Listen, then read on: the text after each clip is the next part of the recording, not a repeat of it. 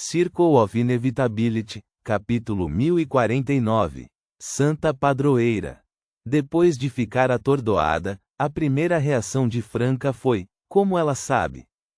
Embora Franca já suspeitasse há muito tempo que a pessoa na loja de provisões do sonho estelar fosse a deusa da noite eterna, e acreditasse que Madame Hela era muito estimada por essa divindade, caso contrário, aquele antigo palácio na Nação da Noite Eterna não teria sido oferecido como ponto de encontro para a Sociedade de Pesquisa dos Babuínos de Cabelo Encaracolados. Ela nunca imaginou que a deusa da Noite Eterna contaria a Hela sobre algo tão trivial quanto a entrada deles no sonho do Senhor Tolo. Ela não deveria ter mencionado apenas o despertar inicial do Senhor Tolo? Hela continuou: na verdade, eu sei a verdade sobre a transmigração há muito tempo. Franca, que havia preparado cuidadosamente uma explicação e planejava contar gradualmente a Madame Hela sobre a transmigração para evitar chocá-la muito, ficou completamente perplexa. Quando isso aconteceu? Antes de sabermos?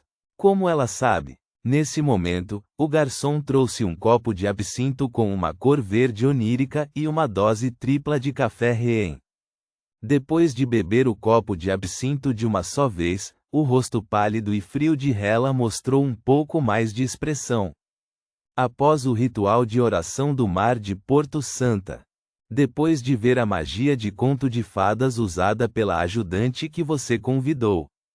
Cinderela, João e o pé de feijão, a bela adormecida? Franca lembrou-se da apresentação da Madame Eremita, resmungando: achei que fossem dos contos de fadas do Imperador Roseli. Hela olhou para Franca com seus olhos negros como breu. Solicitei materiais sobre isso e aprendi qual é a habilidade principal da sequência 4. Miticologista do caminho espreitador de mistérios. Chama-se reencenação mística, que permite extrair poder do conhecimento místico para criar magia ou bruxaria. Quanto menos conhecido e difundido for o conhecimento místico correspondente, mais fortes se tornam os feitiços criados. Franca começou a entender vagamente. Esses contos de fadas não são apenas histórias, mas conhecimento místico. Isso prova que elas realmente existiram, neste mundo atual, concluiu Hela. Daquele dia em diante, eu soube que sempre estivemos em nosso mundo original, apenas o tempo havia passado. Franca de repente se lembrou do olhar e da atitude de Hela quando ela mencionou Harrison e a esperança de voltar para casa na reunião da Sociedade de Pesquisa dos Babuínos de Cabelo Encaracolados. Naquela época, ela já havia adivinhado a verdade. Naquele momento, ela nos olhava com tristeza e pena. Hela terminou sua dose tripla de Reem e continuou: eu tinha planejado inicialmente dar a dica disso para todos vocês, mas então aconteceu o incidente com Harrison, e muitos de vocês ficaram muito animados, muito esperançosos. Como eu, disse Franca com um sorriso autodepreciativo. Ela tomou um gole de café e perguntou hesitante: Madame Hela, devemos contar aos outros membros a verdade sobre a transmigração? Hela já havia pensado nisso. Por enquanto, não. Que aqueles que não aceitaram a realidade vivam com esperança. Depois que sobrevivermos ao apocalipse, se todos ainda estiverem aqui, poderemos gradualmente contar a verdade a eles. De fato, ter algo em que se apoiar é bom, Franca suspirou em concordância. Ela acrescentou: no entanto, não podemos deixar que essas esperanças se tornem muito fortes, muito intensas ou muito urgentes. Caso contrário, estou preocupada que alguns deles possam tomar decisões e agir de forma bastante extrema. Depois de falar, Franca viu uma expressão de leve alívio surgir no rosto de Madame Hela. Hela assentiu e disse: isso é bom o suficiente por enquanto. Não busque Harrison de verdade. Mesmo que o encontremos, não podemos contar a eles, respondeu Franca, demonstrando compreensão mútua. Ela então perguntou: deveríamos falar sobre o apocalipse? Podemos falar um pouco, focando em enfatizar a esperança, respondeu Hela. Exatamente como eu estava pensando. Franca perguntou, quando é a próxima reunião? Pretendo fazer isso em algum momento desta semana, decidiu Hela. Depois de discutir os assuntos importantes, Franca olhou para os olhos negros e o rosto pálido de Hela, permaneceu em silêncio por alguns segundos, e então falou do fundo do coração, falando de esperanças antes. Você ainda tem alguma esperança? Não era bem uma pergunta, ela não esperava uma resposta. Ela estava apenas refletindo. Para sua surpresa, Hela atendeu.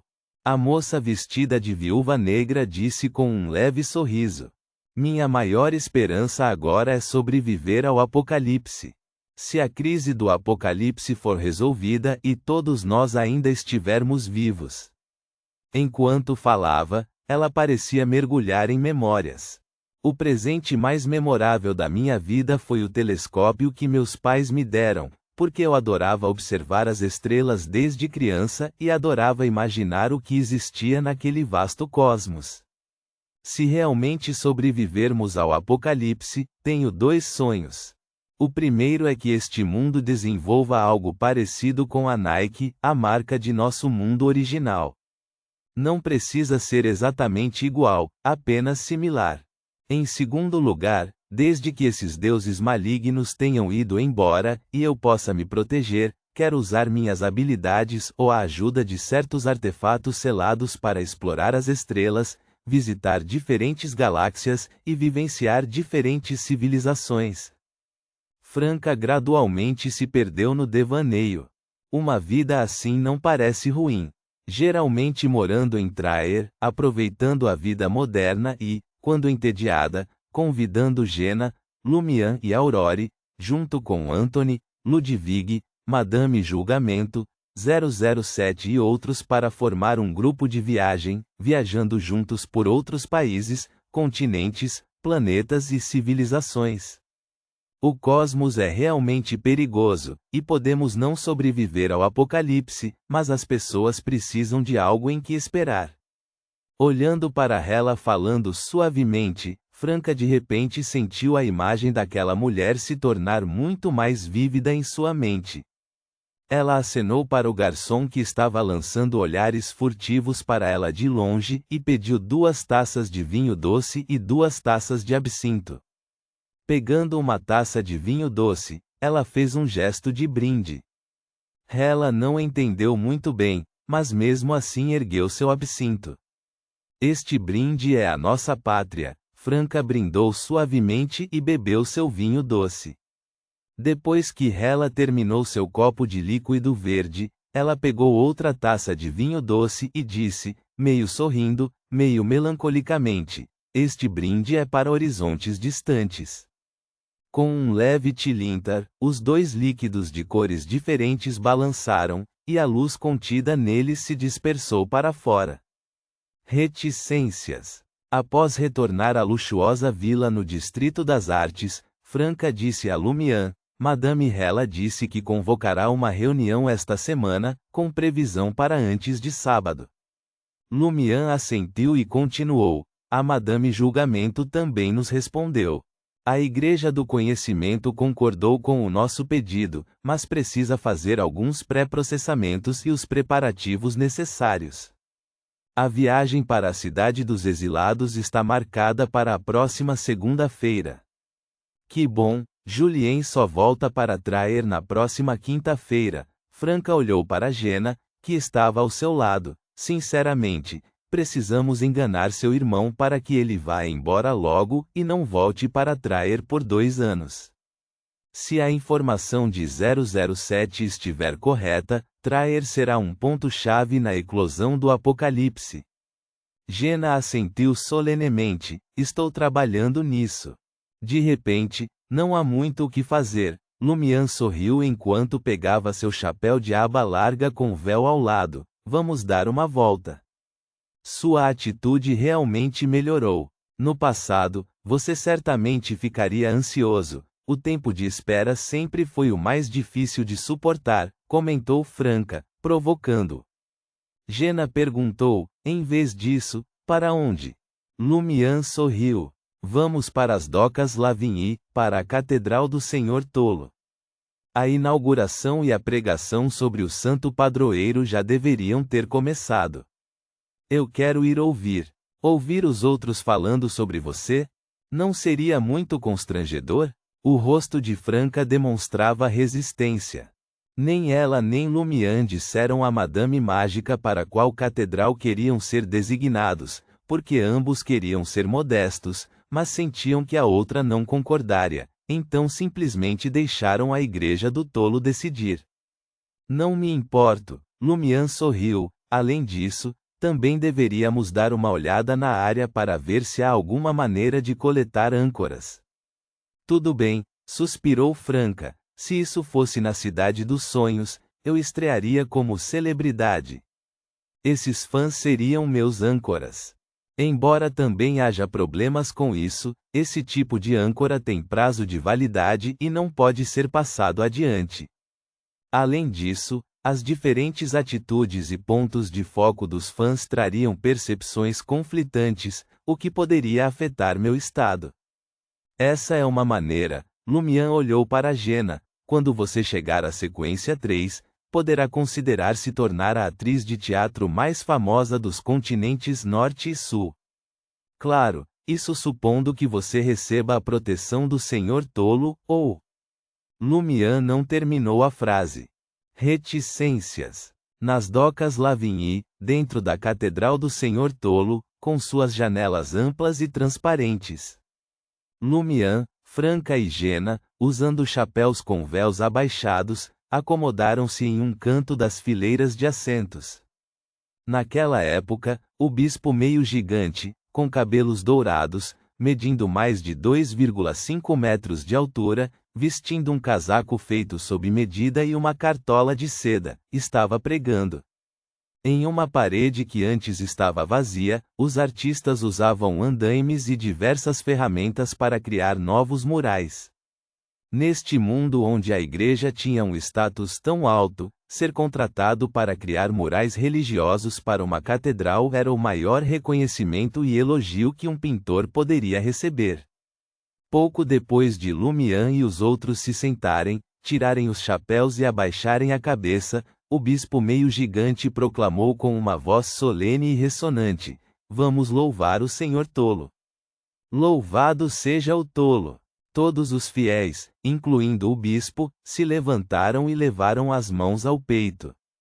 O bispo meio gigante continuou: Louvemos também a santa padroeira desta catedral, a grande Santa Franca. Nossa catedral, a Catedral da Santa Franca. Os dedos dos pés de Franca começaram a se enrolar firmemente dentro das botas. O bispo meio gigante continuou: Santa Franca é o cálice do Senhor Tolo, trazendo a alegria e a dor das pessoas, mantendo doenças e pragas sob controle. Ela é a eterna, a demônia que espalha conflitos e catástrofes para os inimigos.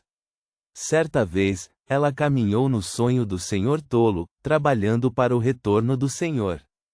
Ela rompeu a ilusão e a realidade, trazendo a graça do Senhor para a terra.